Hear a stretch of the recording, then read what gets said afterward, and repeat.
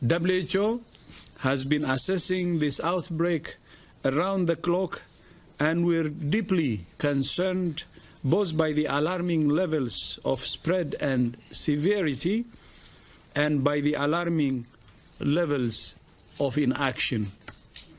We have therefore made the assessment that COVID-19 can be characterized as a pandemic. Situasi semasa wabak ini memerlukan tindakan drastik diambil bagi memulihkan keadaan secepat mungkin. Dan untuk itu kerajaan memutuskan untuk melaksanakan perintah kawalan pergerakan mulai 18 Mac 2020 iaitu lusa hingga 31 Mac 2020 di seluruh negara. Perintah kawalan ini dibuat di bawah Akta Pencegahan dan Pengawalan Penyakit Berjangkit 1988 dan Akta Polis 1967.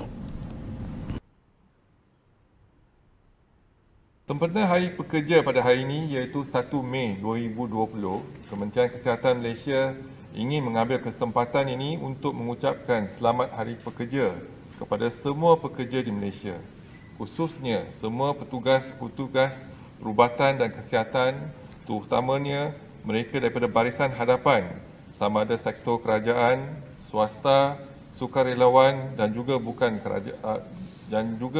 bukan kerajaan. Begitu juga petugas-petugas di belakang tabir yang sememangnya memainkan peranan yang penting sebagai tulang belakang dalam memastikan kesiapsiagaan dan kelancaran respon di lapangan. Assalamualaikum warahmatullahi wabarakatuh dan salam sejahtera kami ucapkan kepada penonton yang dihormati sekalian. Saya Ruifah Hanani binti Ibrahim dan saya Aiman Hakimi bin Baharudin tampil bercerita dengan tajuk Barisan Hadapan Frontliners. Berikutan pandemik COVID-19, Perintah Kawalan Pergerakan Malaysia (PKP) telah dilaksanakan di seluruh negara pada 18 Mac 2020. Terdapat 7 fasa PKP iaitu fasa 1 bermula dari 18 Mac sehingga 31 Mac dan kini kita berada di fasa 6 dan 7 PKP pemulihan dari 10 Jun sehingga 31 Ogos dan 1 September sehingga 31 Disember. Maklumat PKP ini adalah untuk membendung penularan wabak COVID-19. Sepanjang tempoh PKP, semua sekolah, universiti, sebahagian pejabat, premis perniagaan dan kilang ditutup. Ini adalah kesinambungan dari perutusan Yang Amat Berhormat Perdana Menteri kita Tan Sri Muhyiddin Yassin agar semua rakyat untuk stay at home. Ketika orang ramai kekal bersama keluarga di rumah, terdapat insan yang perlu berkorban masa demi berkhidmat untuk negara. Mereka ini adalah wira negara yang sanggup meredah risiko berhadapan dengan wabak COVID-19. Salah seorang daripada mereka adalah Ibu Aiman. Ibu Aiman merupakan petugas barisan hadapan dalam menangani wabak COVID-19. Beliau bertugas sebagai pegawai perubatan di sebuah klinik kesihatan kerajaan di Bandaraya Kuching. Beliau diarahkan untuk bertugas di kompleks belia dan sukan pada hujung minggu dan cuti am untuk membuat persampalan COVID. Semasa bertugas, beliau diwajibkan untuk memakai baju skrap dan PPE, peralatan pelindungan diri semasa berhadapan dengan kes. Rutin harian Ibu Aiman telah jelas berubah. Setiap kali sebelum balik ke rumah, beliau akan mandi dahulu dan menukar pakaian. Beliau juga sering berkata kepada Aiman, "Aiman, Ibu risau sekiranya Ibu membawa balik virus dan menjangkiti adik-adik serta ahli keluarga yang lain." Tanggal 9 April 2020, Aiman telah menerima panggilan telefon dari ibunya. "Hello, Assalamualaikum. Aiman, Ibu ni. Ada berita yang Ibu nak sampaikan." "Waalaikumsalam, Ibu. Berita apa Ibu nak bagi tahu ni?" "Ibu baru je menerima arahan kuarantin dari pejabat kesihatan kerana Ibu ada kontak rapat kepada pesakit positif COVID-19. Baru je tadi, sampel pertama telah diambil dan Ibu mesti kuarantin seorang diri di rumah kita bermula hari ini sehinggalah keputusan swab Ibu negatif. Manakala Aiman serta adik-adik yang lain akan tinggal bersama dengan datuk dan nenek di kampung ya. Jaga diri. Baiklah ibu, take care. Alangkah sedihnya Aiman ketika itu. Berbagai bayangan bermain di fikiran kerana terpaksa berjauhan dari ibunya selama seminggu. Pengalaman ini tidak akan dapat Aiman lupakan sampai bila-bila. Akhirnya, Alhamdulillah, ibu Aiman telah disahkan negatif dan Aiman sekeluarga berasa amat syukur dan gembira. Ibarat awan berarak, mendung berlalu. Kami akhiri cerita dengan beberapa rangkap pantun. Itik berkejaran bersama angsa hingga terjatuh ke dalam perigi. Berdoa kita pada Yang Esa, moga COVID berlalu pergi. Pecah sunyi berlakukan unggas, tenangnya hati tidak terkira. Kagum melihat barisan petugas berkorban jiwa demi negara. Kita mesti menang. Sekian, terima kasih.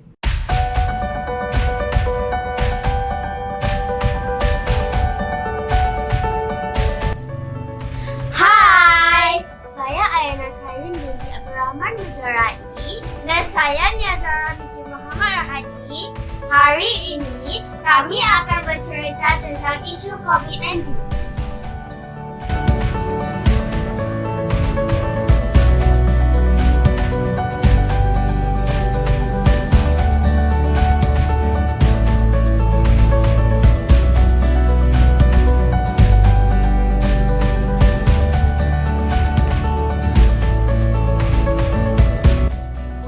Pandemik COVID-19 adalah wabak penyakit coronavirus 2019 yang melanda dunia pada masa ini berpunca daripada pernafasan aerosolok SARS-CoV-2.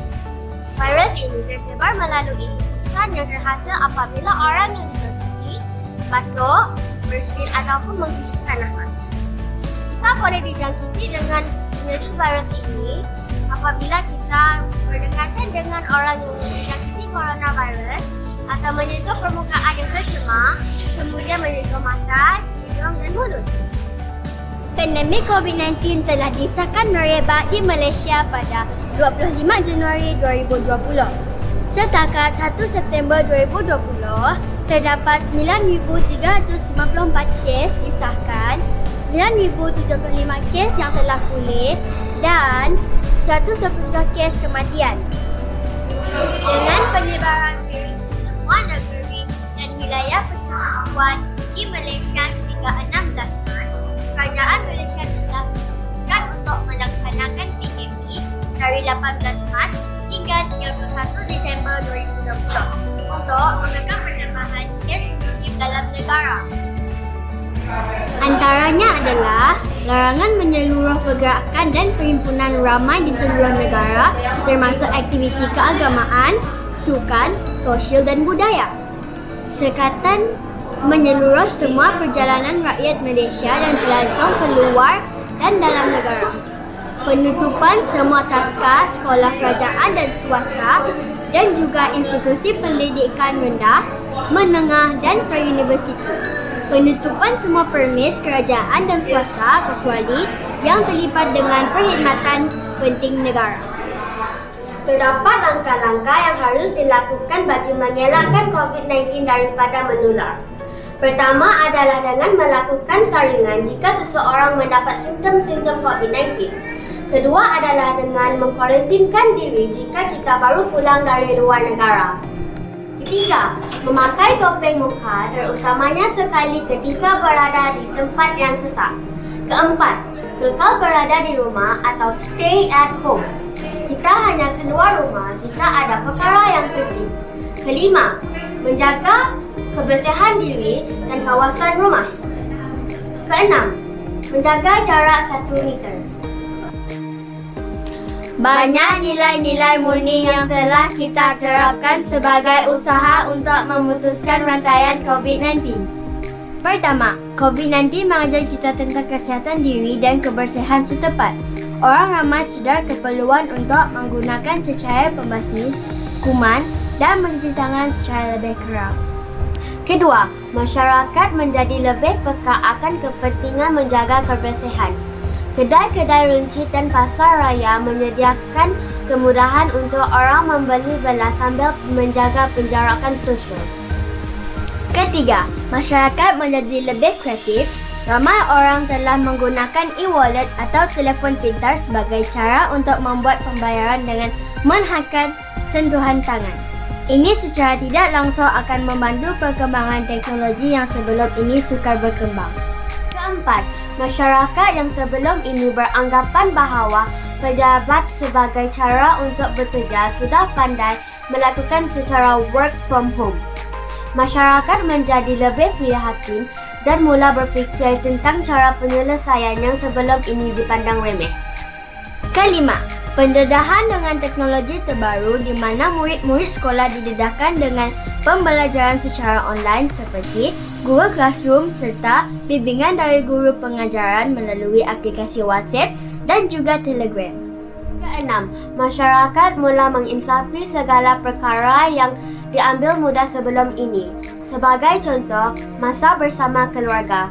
Selain itu, kita juga mempunyai lebih banyak masa untuk membaca. Yang pasti, selepas ini apa yang kita anggap biasa, sudah tidak biasa lagi. Akan wujud kebiasaan yang baharu atau new normal dalam kehidupan kita. Sebagai kesimpulannya, kita masih lagi dalam perang COVID-19. Masih belum terdapat vaksin untuk penyakit ini. Maka, kita harus sama-sama bangkit untuk melawan COVID-19. Kita juga harus pandai dalam penggunaan norma-norma baru yang harus kita praktikkan dalam kehidupan kita seharian. Sama-sama kita jaga kita. Demikian sahaja isu COVID-19 yang ingin kami sampaikan. Terima kasih kerana sudi meluangkan masa. Sekian. Bye!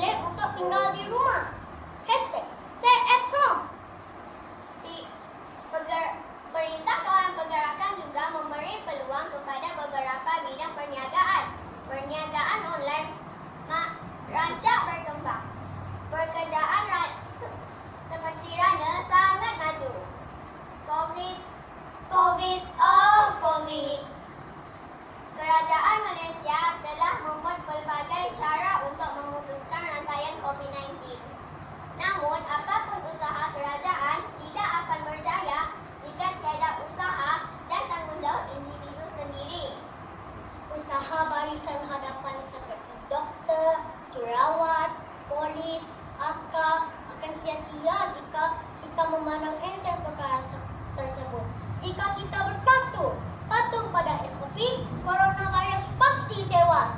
Hashtag kita jaga kita. Hashtag duduk di rumah. Hashtag kita mesti menang. Hashtag stay safe, stay cool. Sekian, terima kasih.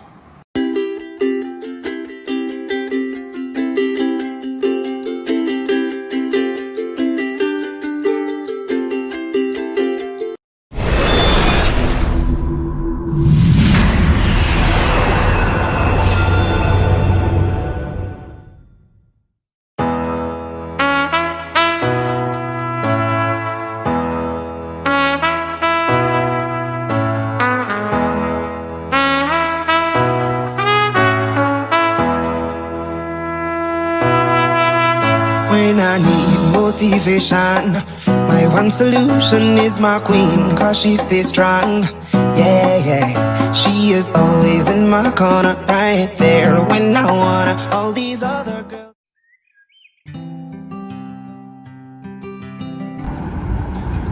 Assalamualaikum, kami ucapkan kepada hadirin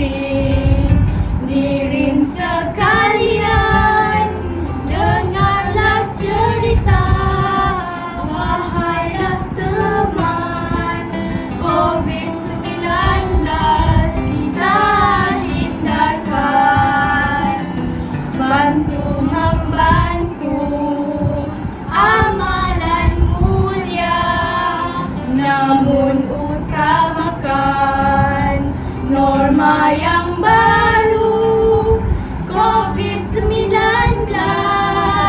kita putuskan, kita akan teguh, kita akan menang.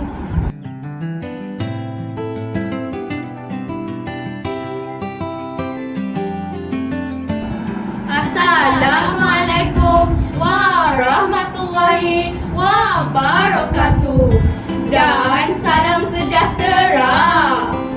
Pada hari ini kami akan menceritakan sebuah cerita yang bertajuk Pak Osman dan COVID-19. Di dalam sebuah kampung tinggallah seorang lelaki yang bernama Pak Osman dan isterinya Mak Limah. Pada suatu hari, Pak Osman dan Mak Limah menerima berita yang mendukacitakan. Sepupu Mak Limah yang selalu juga membantu Pak Osman dan Mak Limah telah meninggal dunia. Pak Osman dan Mak Limah tanpa melengah-lengahkan masa terus menziarahi jenazah sepupu Mak Limah tersebut. Apabila sampai ke rumah jenazah, Pak Osman dan Mak Limah berjabat tangan dengan anak-anak tuan rumah yang kehilangan ibu mereka sambil memberi ucapan takziah. Selepas jenazah selamat disemadikan di perkuburan hujung kampung, Pak Osman dan Mak Limah segera balik ke rumah. Keesokan harinya, Pak Osman merasa tidak sihat. Dia batuk dan selsema. Badan Pak Osman pun panas. Tiba-tiba pihak hospital telah datang dan memberikan khabar yang tidak baik, iaitu sepupu Mak Limah yang meninggal tersebut meninggal kerana dijangkiti wabak COVID-19. Pak Osman dan Mak Limah terduduk dan terkejut. Semua penduduk kampung tersebut yang menghadiri majlis pengkebumian sepupu Mak Limah diwajibkan menjalani ujian saringan COVID-19 di Dewan Kampung pada hari tersebut juga. Selepas ujian saringan, mereka semua dikehendaki kuarantin di rumah masing-masing. Keesokan harinya, pihak hospital telah datang kembali ke kampung. Beberapa orang penduduk kampung yang telah melakukan ujian saringan didapati positif COVID-19, termasuklah Pak Osman. Mak Limah belum lagi mendapat keputusan. Pak Osman dan beberapa orang penduduk kampung telah dibawa ke hospital untuk diberikan rawatan. Mereka telah diasingkan dan tidak boleh bercampur dengan pesakit yang lain. Di hospital, kesihatan Pak Osman semakin merosot. Pak Osman susah bernafas. Beliau terpaksa menggunakan alat bantuan pernafasan. Walaupun dalam keadaan sakit, Pak Osman berdoa dan terus berdoa. Semoga dia dan pesakit lain diberikan kesembuhan. Ya Allah, ya Tuhanku, Kau sembuhkanlah aku dan semua pesakit COVID-19. Sesungguhnya Engkau Maha Penyembuh, Maha Penyayang, Maha Pengasih dan Maha Berkuasa. Amin ya Rabbal Alamin. Setelah beberapa hari Pak Osman di hospital, Maklimah masih belum mendapat keputusan. Akhirnya, Pak Osman dapat melawan penyakit tersebut. Dia semakin sembuh. Di hospital, Pak Osman melihat keperitan jurawat dan doktor dalam menjalankan tugas mereka untuk mengubati pesakit. Begitu juga dengan pekerja yang melakukan pembersihan. Mereka terpaksa menggunakan pakaian khas yang berlapis-lapis demi menghindarkan diri mereka dijangkiti penyakit tersebut. Mereka kepanasan dan keletihan demi menjalankan tugas mereka kepada bangsa dan negara. Pak Osman nampak kepayahan petugas di hospital dan dia berasa simpati. Tidak berapa lama selepas itu, Pak Osman telah dibenarkan keluar. Dia telah bebas dari penyakit tersebut. Terima kasih Barisan Hadapan atas semua pengorbananmu. Sekian, terima kasih. Kita jaga